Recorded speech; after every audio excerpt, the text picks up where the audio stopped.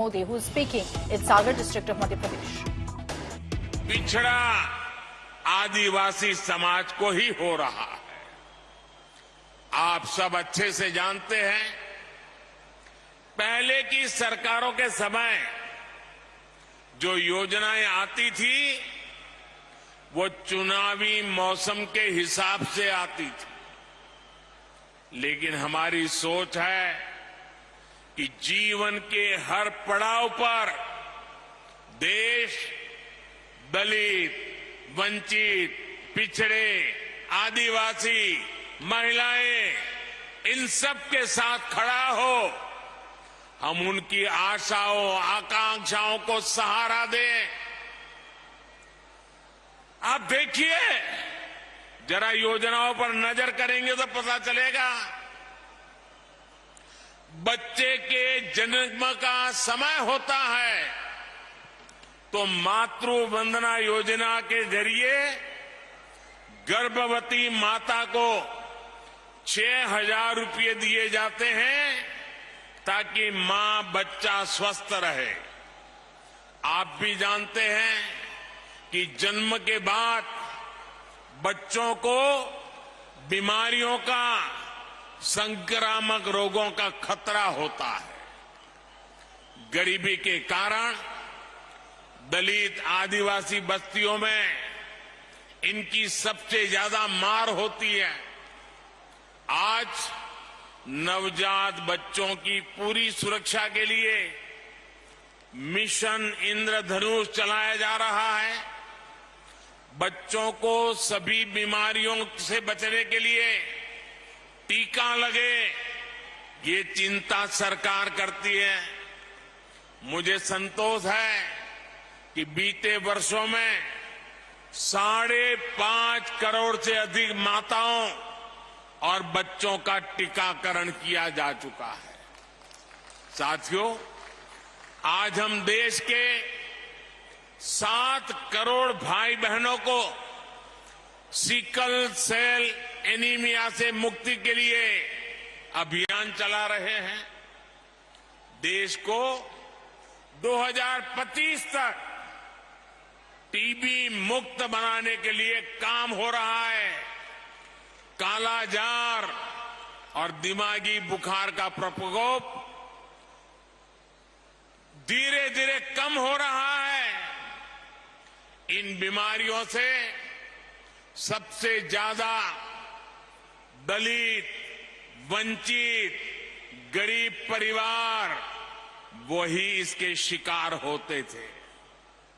इसी तरह अगर इलाज की जरूरत होती है तो आयुष्मान योजना के जरिए अस्पतालों में मुफ्त इलाज की व्यवस्था की गई है। लोग कहते हैं मोदी कार्ड मिल गया है, 5 लाख रुपए तक अगर कोई बीमारी को लेकर के बिल चुकाना है तो ये आपका बेटा कर देता है। साथियों, चक्र में पढ़ाई का बहुत महत्व है। आज देश में आदिवासी बच्चों की पढ़ाई के लिए अच्छे स्कूलों की व्यवस्था हो रही है।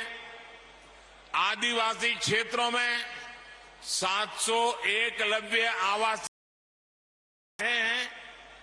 उन्हें सरकार पढ़ाई के लिए किताबें देती है, स्कॉलरशिप देती है। मिड डे मील की व्यवस्था को बेहतर बनाया जा रहा है ताकि बच्चों का अच्छा पोषण वाला खाना मिले।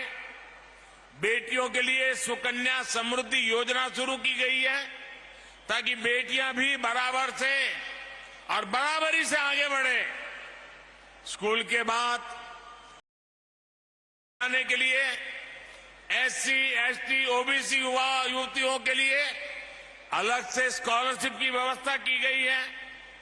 हमारे युवा आत्मनिर्भर बने, अपने सपनों को पूरा कर सके, इसके लिए मुद्रा लोन जैसी योजनाएं भी शुरू की गई हैं। मुद्रा योजना के अब तक जितने लाभार्थी हैं उनमें बड़ी संख्या में एससी एसटी समाज के ही मेरे भाई बहन हैं और सारा पैसा बिना गारंटी दिया जाता है।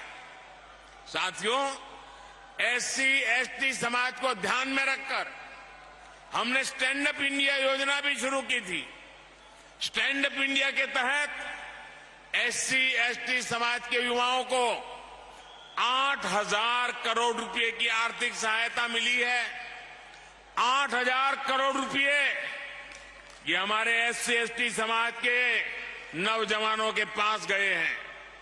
हमारे बहुत से आदिवासी भाई बहन वन संपदा के जरिए अपना जीवन यापन करते हैं। उनके लिए देश वन धन योजना चला रहा है। आज करीब 90 वन उत्पाद को एमएसपी का लाभ भी मिल रहा है। इतना ही नहीं, कोई भी दलित, वंचित, पिछड़ा बिना घर के न रहे। हर गरीब के सर पे छत हो, इसके लिए प्रधानमंत्री आवास भी दिए जा रहे हैं। घर में सभी जरूरी सुविधाएं हो, इसके लिए बिजली कनेक्शन, पानी कनेक्शन भी मुफ्त दिया गया है। इसका परिणाम है कि एसटी एसटी समाज के लोग आज अपने पैरों पर खड़े हो रहे हैं। उन्हें बराबरी के साथ समाज में सही स्थान मिल रहा है। साथियों, सागर एक ऐसा जिला है जिसके नाम में तो सागर है ही, इसकी एक पहचान 400 एकड़ की लाखा बंजारा झील से भी होती है। इस धरती से लाखा बंजारा जैसे वीर का नाम जुड़ा है। लाखा बंजारा ने इतने वर्ष पहले पानी की अहमियत को समझा था, लेकिन जिन लोगों ने दशकों तक देश में सरकारें चलाई, उन्होंने गरीबों को पीने का पानी पहुंचाने की जरूरत भी नहीं समझी। ये काम भी जल जीवन मिशन के जरिए हमारी सरकार जोरों पर कर रही है। आज दलित बस्तियों में, पिछड़े इलाकों में, आदिवासी क्षेत्रों में पाइप से पानी पहुंच रहा है। ऐसे ही लाखा बंजारा की परंपरा को आगे बढ़ाते हुए हर जिले में 75 अमृत सरोवर भी बनाए जा रहे हैं। ये सरोवर आजादी की भावना का प्रतीक बनेंगे, सामाजिक समरसता का केंद्र बनेंगे। साथियों, आज देश का दलित हो, वंचित हो, पिछड़ा हो, आदिवासी हो, हमारी सरकार उन्हें उचित सम्मान दे रही है, नए अवसर दे रही है। न इस समाज के लोग कमजोर है, न इनका इतिहास कमजोर है। एक से एक महान विभूतियां समाज के इन वर्गों से निकल कर आई हैं। उन्होंने राष्ट्र के निर्माण में असाधारण भूमिका निभाई है। इसलिए आज देश इनकी विरासत को भी गर्व के साथ सहेज रहा है। बनारस में संत रविदास जी की जन्मस्थली पर मंदिर का सौंदर्यीकरण किया गया। मुझे खुद उस कार्यक्रम में जाने का सौभाग्य मिला। यहां भोपाल के गोविंदपुरा में जो ग्लोबल स्किल पार्क बन रहा है, उसका नाम भी संत रविदास के नाम पर रखा गया है। बाबा साहब के जीवन से जुड़े प्रमुख स्थानों को भी पंच तीर्थ के रूप में विकसित करने का जिम्मा हमने उठाया है। इसी तरह आज देश के कई राज्यों में जनजातीय समाज के गौरवशाली इतिहास को अमर करने के लिए म्यूजियम बन रहे हैं। भगवान बिरसा मुंडा के जन्मदिन को देश ने जनजातीय गौरव दिवस के रूप में मनाने की परंपरा शुरू की है। मध्य प्रदेश में भी हबीबगंज रेलवे स्टेशन का नाम गौंड समाज की रानी कमलापति के नाम पर रखा गया है। पाताल पानी स्टेशन का नाम टंटिया मामा के नाम पर किया है। आज पहली बार देश में दलित, पिछड़ा और आदिवासी परंपरा को वो सम्मान मिल रहा है जिसके ये समाज के लोग हकदार थे। हमें सबका साथ, सबका विकास, सबका विश्वास और सबका प्रयास के इसी संकल्प को लेकर आगे बढ़ना है। मुझे भरोसा है देश की इस यात्रा में संत रविदास की शिक्षाएं हम सब देशवासियों को एकजुट करती रहेगी। हम साथ मिलकर बिना रुके भारत को विकसित राष्ट्र बनाएंगे। इसी भावना के साथ आप सभी को बहुत बहुत धन्यवाद, बहुत बहुत शुभकामनाएं। धन्यवाद।